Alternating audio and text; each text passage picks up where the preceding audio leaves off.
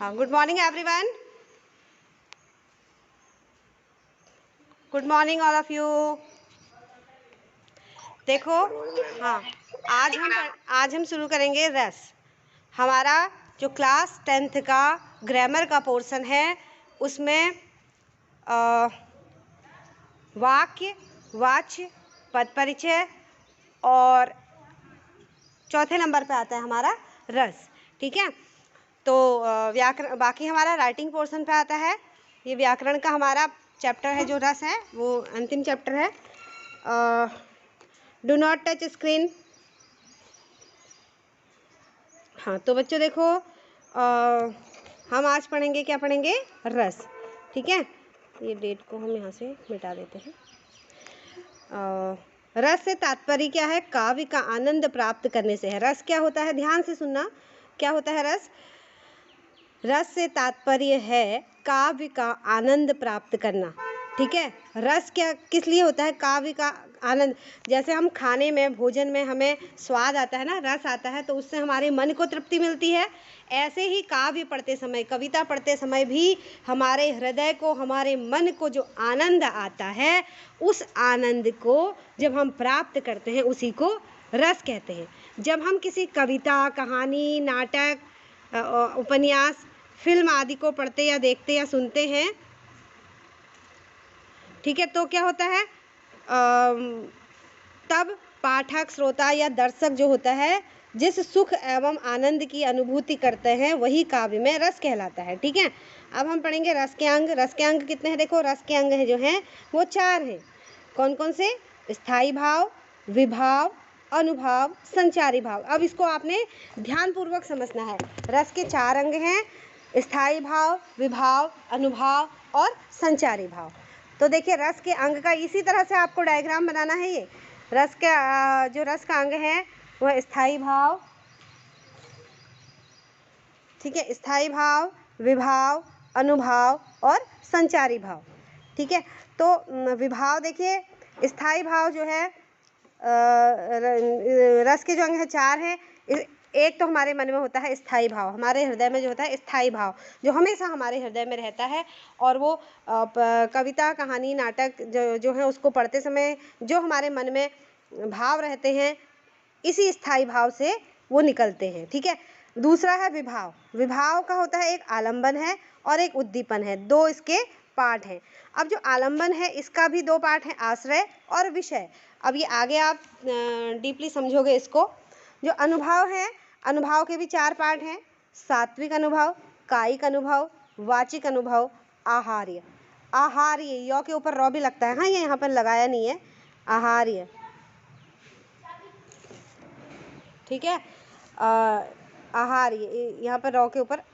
अब एक है संचारी भाव, इसको व्यभिचारी भाव भी कहते हैं। संचारी भाव जो हमारे मन में संचार करते रहते हैं, मतलब हमारे मन में वो भाव उत्पन्न होते हैं और बाद में वो भाव स्वतः ही बैठ भी जाते हैं। ठीक है, तो ये था हमारा रस के अंग। क्या थे ये? रस के अंग। अब आगे देखते हैं, आगे क्या है? देखो, स्थायी भाव। स्थायी भाव क्या होता है? ध्यान से सुनना। स्थायी भाव, सॉरी मैंने ये ज़्यादा बड़ा लगा दिया। ठीक है, स्थायी भाव क्या है? प्रत्येक मनुष्य के चित्त में प्रेम, दुख, क्रोध, आश्चर्य, उत्साह आदि भाव स्थायी रूप से विद्यमान रहते हैं, उन्हें स्थायी भाव कहते हैं। स्थायी भाव हमारे हृदय में छिपे रहते हैं तथा यह अनुकूल वातावरण प्रस्तुत होने पर स्वयं ही जागृत हो जाते हैं। जागृत, जागृत ये गलत लिखा है, जागृत ऐसे नहीं लिखा जाता है, जागृत ऐसे लिखा जाता है, जागृत, जागृत। ठीक है, यहाँ पर जागृत लिखा है, ये गलत है, इसको ध्यान रखना, जागृत। ठीक है, हो जाते हैं।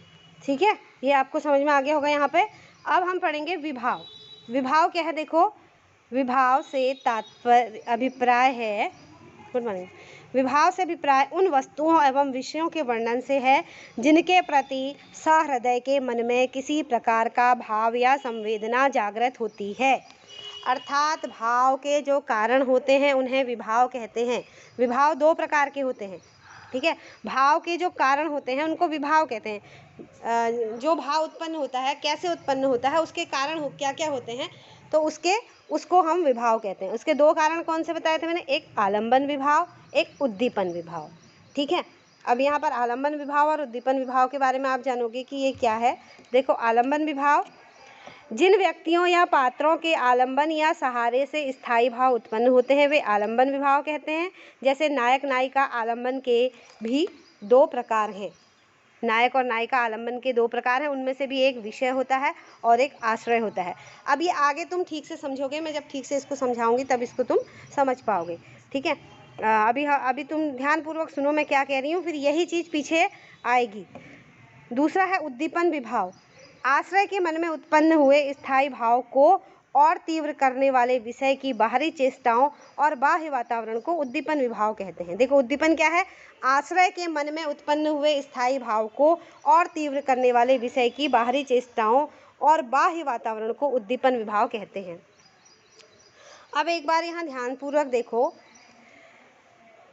स्थायी भाव जो हमारे मन में रहते हैं, ठीक है, प्रत्येक मनुष्य के चित्त में प्रेम, ऊपर से देखना एक बार फिर से, प्रत्येक मनुष्य के चित्त में प्रेम, दुख, क्रोध, आश्चर्य, उत्साह आदि भाव स्थायी रूप से रहते हैं। हमारे मन में ये सब भाव जो है वो पहले से ही रहते हैं, विद्यमान रहते हैं, उन्हें स्थायी भाव कहते हैं।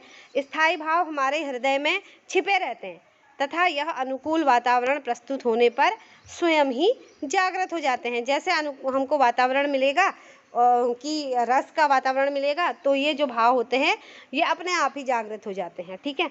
अब विभाव क्या होते हैं, एक बार ध्यान से सुनो। विभाव से अभिप्राय है उन वस्तुओं और विषयों के वर्णन से है जिनके प्रति सहृदय के मन में किसी प्रकार का भाव या संवेदना जागृत होती है। वो किसी विषय, देखो, वो किसी वस्तुओं के प्रति, किसी विषयों के वर्णन से जिनके सहृदय में, मन में किसी प्रकार का भाव या संवेदना जागृत होती है, अर्थात भाव के जो कारण होते हैं उन्हें विभाव कहते हैं। अब विभाव दो प्रकार के होते हैं। देखो क्या है, आलंबन विभाव। आलंबन यानी कि जिन व्यक्तियों या पात्रों के आलंबन या सहारे से स्थायी भाव उत्पन्न होते हैं वे आलंबन विभाव कहते हैं। जैसे नायक नायिका आलंबन विभाव के दो प्रकार हैं। ठीक है। विषय और आश्रय, एक विषय है और एक आश्रय है। विषय यानी कि जिसको देखकर मन में भाव उत्पन्न हो रहे हैं, आश्रय यानी कि जिसके मन में भाव उत्पन्न हो रहे हैं। ठीक है। अब देखिए उद्दीपन विभाव क्या है। आश्रय के मन में उत्पन्न हुए स्थायी भाव को और तीव्र करने वाले विषय की बाहरी चेष्टाओं को या बाह्य वातावरण को उद्दीपन विभाव कहते हैं। जैसे राम जो है विषय है, सीता आश्रय है। राम को देखकर राम जो है आश्रय है और सीता विषय है। सीता को देखकर राम के मन में जो भाव उत्पन्न हुए उससे उनका जो शरीर था, जो मन थे, जो हाथ थे, वो कांपने लगते हैं। तो ये है उद्दीपन विभाव। आश्रय के मन में उत्पन्न हुए स्थायी भाव को और तीव्र करने वाले जो विषय की जो बाहरी चेष्टाएं होती हैं, जो बाह्य वातावरण होती है, डर, भय, सुख, दुख के मारे जो हम फील करते हैं और जो हमारा बॉडी रिएक्शन होता है, उसको उद्दीपन विभाव कहते हैं। ठीक है। यहाँ तक समझ में आया बच्चों। अनुभाव की ओर अब हम नेक्स्ट पढ़ते हैं। अनुभाव। अनु का अर्थ है पीछे, अर्थात बाद में। स्थायी भाव के उत्पन्न होने पर इसके बाद जो भाव उत्पन्न होते हैं उन्हें अनुभव कहा जाता है। ठीक है। उन्हें क्या कहा जाता है, अनुभव कहा जाता है।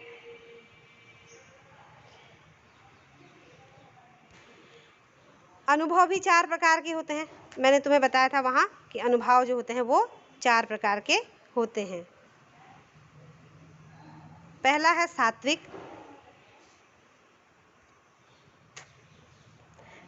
सात्विक, दूसरा है कायिक, तीसरा है वाचिक, चौथा है आहार्य। ये आहार्य के ऊपर इसने रौनी लगाया है बार बार, आहार्य। ठीक है। अब जो देखो सात्विक अनुभव है, जो अनुभव मन में आए भाव के कारण स्वतः प्रकट हो जाते हैं, वह सात्विक है। जैसे कोई मन में भाव आता है जो अपने आप प्रकट हो जाते हैं, तो वह भाव क्या होते हैं, सात्विक भाव होते हैं। हर्ष, शोक, दुख, खुशी, प्रेम, जो भी होता है, जो भी अनुभव मन में आए भाव होते हैं वो क्या होते हैं, स्वतः ही प्रकट हो जाते हैं, वे सात्विक होते हैं। अब देखो कायिक क्या होते हैं। शरीर में होने वाले अनुभव कायिक हैं। कायिक अनुभव, शरीर में होने वाले जो अनुभव हैं वो कायिक अनुभव हैं। वाचिक अनुभव देखिए, काव्य में कायिक यानी कि हमारे शरीर की जो शरीर है, काया है, जो हमारे शरीर में होने वाले जो अनुभव हैं वो कायिक हैं। अब देखिए वाचिक अनुभव क्या होता है। काव्य में नायक अथवा नायिका द्वारा भाव दशा के कारण वचन में आए परिवर्तन को वाचिक अनुभव कहते हैं। जो हमारे हम बोल नहीं पाते हैं या हम कुछ कहना चाहते हैं और हम कुछ और कह जाते हैं तो वाचिक परिवर्तन होता है ना, वो हम कुछ बोलना चाहते हैं। देखो तो क्या लिखा है इसमें, काव्य में नायक अथवा नायिका द्वारा भाव दशा के कारण वचन में आए परिवर्तन वाचिक अनुभव। कभी हमारी आवाज़ कांपने लगती है, कभी हम खुशी के मारे बोल नहीं पाते हैं या कभी दुख के मारे हम बोल नहीं पाते हैं, तो ये वाचिक परिवर्तन होते हैं। ठीक है, अब देखो आहार्य क्या है, नायक नायिका की वेशभूषा द्वारा भाव प्रदर्शन आहार्य कहलाता है। ठीक है, नायक नायिका का जो वेशभूषा होती है, जो वेशभूषा को देखकर अट्रैक्शन होता है, तो उसको क्या कहते हैं, नायक नायिका की वेशभूषा द्वारा भाव प्रदर्शन जो होता है वो आहार्य अनुभव कहलाता है। ठीक है, उसको हम आहार्य कहते हैं। नेक्स्ट देखो संचारी भाव क्या हो, अब चौथा जो भाव था वो है संचारी या व्यभिचारी भाव। इसको संचारी भाव भी कह सकते हैं, व्यभिचारी भाव भी कह सकते हैं। मन के चंचल या अस्थिर विकारों की, ध्यान से सुनना, मन के चंचल या अस्थिर विकारों की संचारी भाव को संचारी भाव कहते हैं। स्थायी भाव के बदलने पर यह भाव परिवर्तित होते रहते हैं। संचारी भाव की संख्या 33 बताई गई है, जिनमें से मुख्य संचारी भाव है शंका, निद्रा, मद, आलस्य, दीनता, चिंता, मोह, हर्ष, स्मृति, धैर्य, लज्जा, चपलता, आवेग, हर्ष, गर्व, विषाद, उत्सुकता, उग्रता, त्रास आदि। ये जो हैं सारे व्यभिचारी भाव हैं। एक बार यहाँ पे ध्यान से देख लीजिए, मैं इसको मिटा रही हूँ। देखो क्या क्या संचारी भाव हैं जो हमारे मन में सदैव रहते हैं। मन के चंचल या अस्थिर विकार होते हैं वो संचारी भाव कहते हैं, वो हमारे मन में चलते रहते हैं। जब जैसा माहौल होता है तो वो भाव उसी प्रकार परिवर्तित होते रहते हैं। अभी तुम जो है कक्षा में बहुत हंस रहे थे, ठीक है, बहुत मस्ती कर रहे थे, बहुत शैतानी कर रहे थे, तो तुम्हारे मन में खुशी के भाव थे, तुम इधर उधर भाग रहे थे। और अभी किसी ने आकर तुम्हें डांट दिया और तुम्हें एक दो डंडे भी लगा दिए तो तुम्हारे भाव परिवर्तित हो जाएंगे। उसी समय तुम्हारे मन में कैसा भाव आ जाएगा, दीनता का भाव आ जाएगा। ये जो दीनता का भाव है ना, ये दीनता का भाव आ जाएगा कि तुम सोचोगे। फिर लज्जा का भाव भी आ सकता है कि चलो हमने एक गलती कर दी। ठीक है, उग्रता का भाव भी आ सकता है, उत्सुकता का भाव भी आ सकता है, विषाद का भाव भी आ सकता है, त्रास का भाव भी आ सकता है। ठीक है, तो ये भाव तुम्हारे मन में आ सकता है जब अगर ऐसा होता है तो। ठीक है, ये भाव बदलते रहते हैं, हमारे मन में होते हैं और परिवर्तित होते रहते हैं। ठीक है, इनकी संख्या जो है वो 33 बताई गई है। इनमें से मुख्य जो है वो संचारी भाव है, शंका, निद्रा, मद, आलस्य, दीनता, चिंता, मोह, स्मृति, धैर्य, लज्जा, चपलता, आवेग, हर्ष आदि, गर्व, विषाद, उत्सुकता, उग्रता, त्रास आदि। ठीक है बच्चों, ये थे यहाँ पर तक जो थे। क्या था ये, क्या बताया था हमने, यहाँ तक क्या पढ़ा था हमने, रस के जो थे वे अंग, रस के इनको भेद भी कहा जाता है, रस के ये अंगों के बारे में अभी आपने पूर्ण विस्तार से जाना। ठीक है, रस के अंग के बारे में आपने अभी यहाँ पर विस्तार से जाना। ठीक है, देखो क्या था, स्थायी भाव, विभाव, विभाव के दो भेद थे, आलम्बन विभाव, उद्दीपन विभाव, फिर था अनुभाव, और फिर हमने पढ़ा था संचारी भाव। ठीक है, और जो ये अनुभाव थे, अनुभाव कितने प्रकार के थे, सात्विक, कायिक, वाचिक। सात्विक, क्या थे, सात्विक, कायिक, वाचिक और आहार्य। ठीक है, फिर हमने चौथा पढ़ा था संचारी भाव। ठीक है, तो इतने भाव आपने यहाँ पे पढ़े। अब हम आगे पढ़ेंगे रस के भेद। ठीक है बच्चों, तब तक के लिए इतना काफ़ी है, इतना ध्यान दो। तो बेटा आज हम यहीं तक पढ़ेंगे। इसकी अगली वीडियो जो रस के जो भेद हैं उसको हम नेक्स्ट वीडियो में पढ़ते हैं। ठीक है, तब तक के लिए इस वीडियो को ध्यानपूर्वक सुने और समझे। एक बार में समझ में नहीं आता तो दूसरी बार में देखें। अगर फिर भी समझ में नहीं आता तो मुझे कमेंट भी कर सकते हो आप, तो उसमें मैं क्या करूँगी, मैसेज कर सकते हो इसमें कमेंट बॉक्स में। तो मैं क्या करूँगी, आपकी जो प्रॉब्लम्स है उसको भी सॉल्व करने की कोशिश यहाँ पर मैं करूँगी। ठीक है, ओके।